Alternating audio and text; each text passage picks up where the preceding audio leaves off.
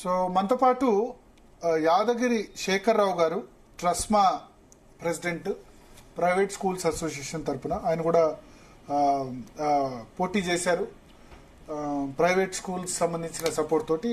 శేఖర్ రావు గారు నమస్కారం అండి. నమస్కారం. ఎట్లా చూస్తారు పోలింగ్ అనాలిసిస్? ఏమనిపిస్తుంది మీకు అయిన తర్వాత? ఆదిలాబాద్, కరీంనగర్, నిజామాబాద్, మెదక్ ముఖ్యంగా ప్రధాన పార్టీలు, ఓ పక్కన బీజేపీ, ఓ పక్కన బీఎస్పీ, ఓ పక్కన కాంగ్రెస్, ఈ మూడు కూడా జాతీయ పార్టీల అభ్యర్థులు. అంటే ఈ మూడింటికి కూడా క్యాడర్ పనిచేసింది, క్షేత్రస్థాయి నుంచి క్యాడర్ పనిచేసింది. సేమ్ టైం కొంత మీరు అన్నట్టు హలో చెప్పండి. మీరు అన్నట్టు ఇక్కడ జాతీయ పార్టీల ప్రభావము, పార్టీలను తట్టుకోవడం నాకు ట్రస్మా బలంగా పనిచేసింది. ట్రస్మా మా ప్రైవేట్ స్కూల్స్ అన్ని కూడా. సో కాకపోతే ఇక్కడ జాతీయ పార్టీ కాంగ్రెస్ పార్టీ అభ్యర్థి ఏదైతున్నారో చాలా డబ్బులు వంచారు. మినిమం 500, 800, 1000, 1500, 2000.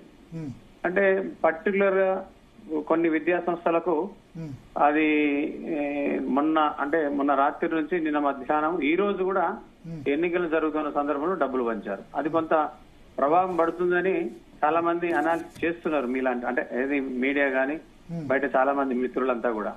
కానీ అది ప్రైవేట్ స్కూల్లో ఆ ప్రభావం చూపదని నేను అనుకుంటా ఉన్నాను. ఎందుకంటే డబ్బులు తీసుకున్న ఓట్లు వేస్తారని అయితే నాకు నమ్మకం రావట్లేదు. ఎందుకంటే నేను 20 ఏళ్ళ నుంచి గ్రాడ్యుయేట్స్ డబ్బులు తీసుకోవడం ఏంటి, టీచర్స్ డబ్బులు తీసుకోవడం ఏంటి? శేఖర్ రావు పంచింది కదా, సత్యం అది.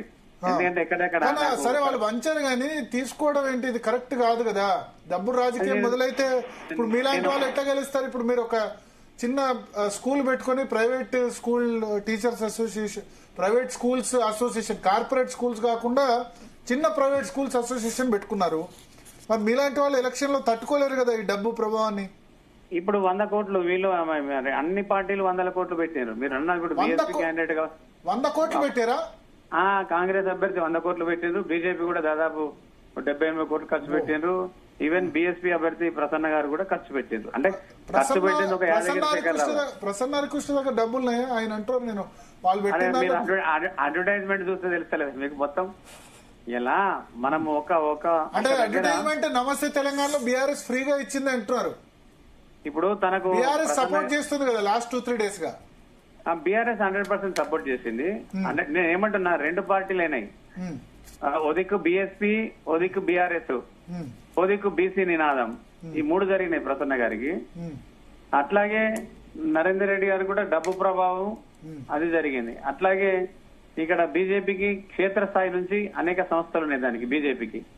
సో ఆ 3 పార్టీలను తట్టుకోవడం యాదగిరి శేఖర్ రావు అనేది నేను ఇలా మా ట్రస్మా అంటే సభ్యులకు నేను 100% వాళ్ళకి శిరస్సు వంచి నమస్కారం. ఎందుకంటే ప్రధానమైన పార్టీలు, డబ్బు, పార్టీలతో పాటు డబ్బు, ఈ 3 ప్రభావాలను తట్టుకున్నా నేను. ఇలా తట్టుకున్నానంటే గెలుపు ఇలా మనకు ఓటు ఎవరికేసింది అనేది నిర్ధారణ అయితే చేయలేము. అంటే నా నాలెడ్జ్ ప్రకారం నేను తిరిగిన తీరులో ఇలా మనకు వాళ్ళు వేసిందా అని ఇలా చెప్పింది అనేది నాకైతే నమ్మకం కలగట్లేదు. సరే సర్వేలు చెప్తా ఉంటాయి, 10 మందిని అడుగుతారు, 20 మందిని అడుగుతారు. కానీ నేను కూడా నా రిపోర్ట్ ప్రకారం గెలుపు ఖచ్చితంగా శేఖర్ రావుది ఉంటది అనేది నాకు 100%. మొదటి ప్రాధాన్యత మీద ఎవరు గెలుస్తారనేది అయితే కాన్ఫిడెన్స్ ఉంది, గెలుస్తామని నాకు 100% నాకు కాన్ఫిడెన్స్ ఉంది. ఎందుకున్నదంటే మా ప్రైవేట్ స్కూల్స్ వాళ్ళే డబ్బులు ఖర్చు పెట్టుకున్నారు. కరస్పాండెంట్సే అన్ని హోర్డింగ్స్ గానీ, ఇలా మెటీరియల్ గానీ. ఇలా మీకు గమ్మతేం తెలుసా, ప్రతి పోలింగ్ బూత్ లో దాదాపు 469 బూతులలో మా ఏజెంట్లు ఉన్నారు. 469 బూతులలో అంటే 409లో 30 బూతులు తప్ప 469 బూతులలో నేను పెట్టిన. కొన్ని జాతీయ పార్టీలు లేవు, 3 పార్టీలు కూడా మొత్తం బూతులలో లేరు. కానీ ఇలా బూతుల ఏజెంట్లు కూడా పెట్టగలిగిన.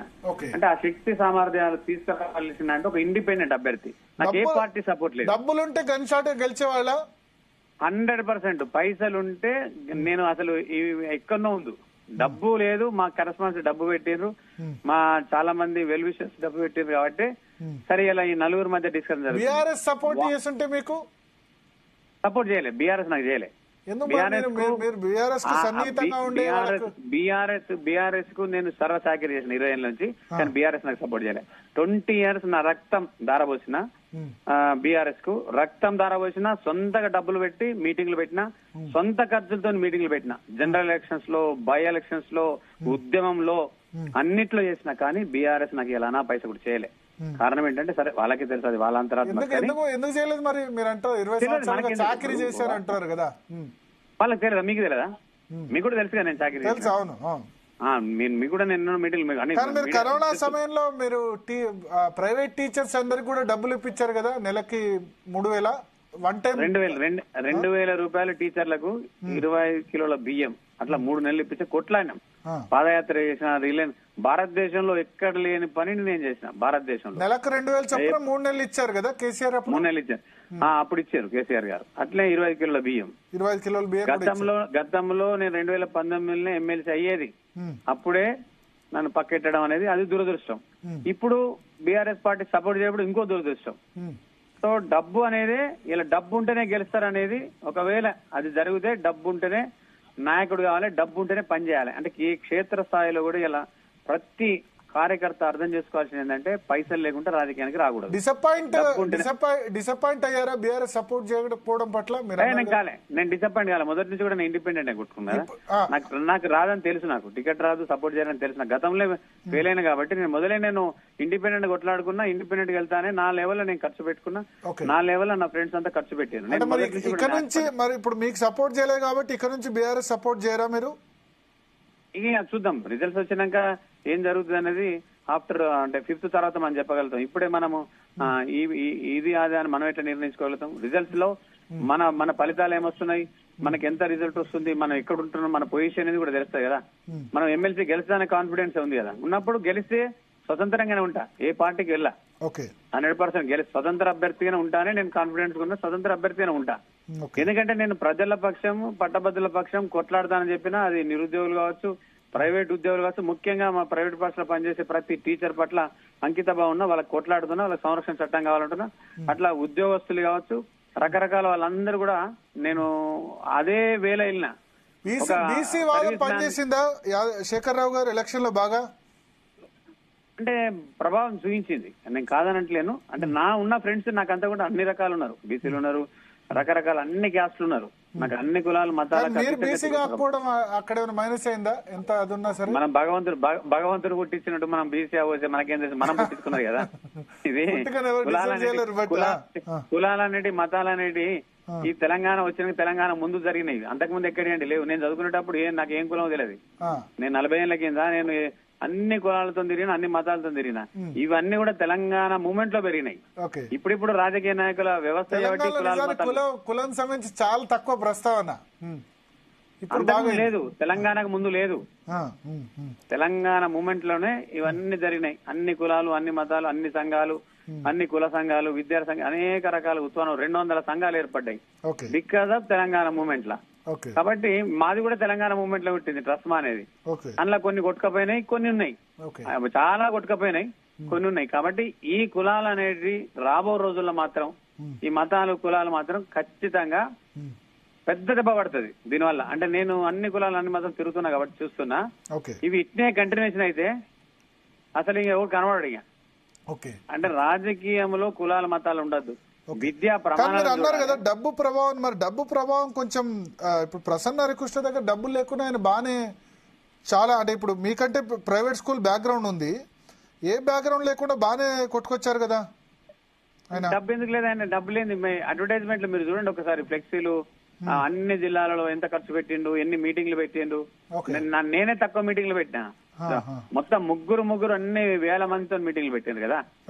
వేల మందితో ప్రతి డిస్ట్రిక్ట్ హెడ్ క్వార్టర్ మీటింగ్ పెట్టి తను కూడా 8 నెలలు తిరుగుతున్నాడు. ఖర్చు డబ్బు లేని అంత ఖర్చు ఎట్లా పెడతాడు? తను సొంతగా పెట్టుకుని, నాకంటే వెల్విషర్స్ పెట్టిన తనకు వెల్విషర్స్ లేరు కదా. డబ్బు లేని ఈ స్టేజ్కి ఎట్లా వస్తున్నాడు? ఒక ఇండిపెండెంట్ నుంచి నెక్స్ట్ బీఎస్పీ గా మారింది కదా. 100% 3 జాతీయ పార్టీలు యొక్క బ్యాక్గ్రౌండ్ క్షేత్రస్థాయిలో ఉండడం. రెండోది ముగ్గురు దగ్గర కూడా చాలా డబ్బు, కోట్ల డబ్బు ఉంది కాబట్టి వాళ్ళు ఈ రోజు తట్టుకున్నారు. అంటే ఆ ముగ్గురిని నేను తట్టుకోవడం చాలా గ్రేట్ అని నేను ఫీల్ అవుతా ఉన్నా. ఎందుకంటే నాకు ఏ సపోర్ట్ లేదు, నాకు ఓన్లీ ట్రస్మా తప్ప ఏ రాజకీయ నాయకుని సపోర్ట్ లేదు. నాకు ఏ రాజకీయ నాయకుడు కూడా నాకు రూపాయి ఇవ్వలే, ఏ రాజకీయ నాయకుడు కూడా నాకు ఒక మీటింగ్ అడ్వైజ్ చేయలే. ఏ రాజకీయ నాయకుడు నేను వేల మంది అంటే దాదాపు 40-50 మంది ఎమ్మెల్యేలకు బై ఎలక్షన్స్ లో తెలంగాణ ఉద్యమం తర్వాత 3 సార్ల అంటే 14లో, 19లో, 23లో ఎమ్మెల్యేలకు 40-50 మందికి మీటింగ్లు పెట్టిన స్వతహాగా నా ఖర్చులతో, ఎక్కడ రూపాయి తీసుకోకుండా. ఇదే బీఆర్ఎస్. కానీ వాళ్ళు నాకు ఇలా సపోర్ట్ చేయలే, ఏ ఒక్కరు కూడా చేయగల. అంటే 19లో కూడా నన్ను పక్కన పెట్టిండ్రు. సేమ్ టైం ఇప్పుడు నాకు అంటే రైట్ టైం లో కూడా ఏ ఒక్క పర్సన్ కూడా నాకు సపోర్ట్ చేయలే. సో అదే దురదృష్టం నాది. ఇక్కడ ఎందుకంటున్నానంటే సరే నేను కోరుకోలే. ఎందుకు కోరుకోలేదంటే వాళ్ళు ఇయ్యనప్పుడు, వాళ్ళ దగ్గర రానప్పుడు మనం కోరుకొని వాళ్ళ దగ్గరికి ఎందుకు అని అనడం, పోతే మంచిది అన్నారు. కానీ ఎవరు కూడా సపోర్ట్ చేయలే. దానికి అది నేను సొంతగా తయారు చేసుకున్నది ఏంటంటే ట్రస్మా. నా ఏదైనా కానీ నా ట్రస్మా సోదరులు నాకు బాసట ఉన్నారు. ట్రస్మాలో ఏదైతే పనిచేస్తున్న టీచర్లు, నా నా శ్రేయభిలాషులు, నా బంధువులు కావచ్చు, రకరకాల క్లాస్మేట్స్ కావచ్చు, అనేక ఆర్గనైజేషన్స్, అనేక దానిలో నేనున్నా. వాళ్ళే నాకు ఇలా సపోర్ట్ చేసిండ్రు. ఇలా ఏం జరిగినా, మంచి చెడు జరిగినా గెలుపు అనేది ఖచ్చితంగా జరుగుతుందనే ధీమాను వ్యక్తం చేస్తున్నా. ఎందుకంటే నేను అన్ని జిల్లాలు పరిశీలన చేసిన, అన్ని జిల్లాల ద్వారా నాకున్న రిపోర్టు మా టీచర్స్ అంతా చేసిండని. డబ్బులు ఇచ్చినా ఇలా నాకే ఓటేసారు. డబ్బు ప్రభావం జరిగింది. 500, 800, 1000, 1500, 2000 పంచింది. ఓన్లీ కాంగ్రెస్ పంచింది 100%. సరే అది గెలిచినా కాంగ్రెస్ గెలుపు కాదు. ఎందుకంటున్నా అంటే డబ్బులతోని ఓట్లు కొనుక్కున్నాక ఏముంటారు, రేపు పని చేయరు వాళ్ళు.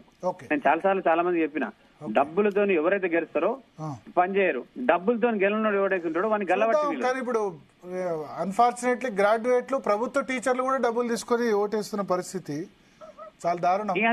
అది నగ్న సత్యం. అది ప్రభుత్వ ఉద్యోగులకి సాలరీస్ ఉంటాయి కదా, అందులో కూడా 5000, 3000 వంచారు.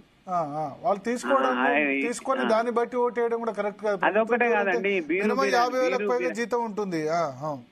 బీరు, బిర్యానీ, మందు ప్రభావము, అనేక ప్రభావాలు, తిండి తిప్పలు ఎన్ని పెట్టారు. దావతులు తెలంగాణలో దావతులు నడిస్తే గానీ డబ్బులు తీసుకొని ఓటేయడం కల్చర్ బాగా 2014లో లేదు. 1 కోటి రూపాయలు కూడా ఖర్చు పెట్టకుండా గెలిచిన వాళ్ళు ఉన్నారు. 18 నుంచి స్టార్ట్ అయింది. ఈ కల్చర్ విస్తరించడం అయితే మంచిది కాదు. ఇది ఇంకొకటి కూడా మీరు ఒక్కటి గమనించండి సార్. ఈ డబ్బు ఖర్చు పెట్టిండు అంటే 100 కోట్లు పెట్టిండు అంటే 1000 కోట్లకు టార్గెట్ పెట్టుకున్నట్టు. ఆలోచిస్తలేరు కదా, 1000 కోట్ల సంపాదనకే. రెండోది మళ్ళీ ఆలోచిస్తలేరు. మాదేం తీసుకోపోరు కదా, మా అంటే గవర్నమెంట్ ల్యాండ్స్ కబ్జా చేస్తారు, లేకపోతే ఇంకేదో వేరే పని ఉండదు. ఇప్పుడు నాలాంటి పేదోడు గెలిస్తే, మధ్యతరగతి కుటుంబం గెలిస్తే సమాజ సేవ చూద్దాం, నిరుద్యోగుల గురించి చూస్తారు, ఇంకేదైనా అవకాశాలు కల్పించడం కోసం ప్రయత్నం చేస్తారు. నేను 8 లక్షల కిలోమీటర్లు తిరిగినా అండి 2002 నుంచి నేటి వరకు. సొంతగా డీజిల్ పోసుకొని సొంత ఖర్చుతో తిరిగినా. కానీ అయినా నా సేవను గుర్తించారు. నేను ఇలా మొక్కవంతో ధైర్యంతో ఉన్నా. గుర్తించారు. అందరూ గుర్తించారు కదా, గుర్తించారు. హ్యాట్సప్ అది నేను గ్రేట్ గానే ఫీల్ అవుతున్నా, ఇంతమంది తట్టుకున్నాడు. థ్యాంక్ యూ యాదగిరి శేఖర్ రావు గారు. సో మొత్తానికి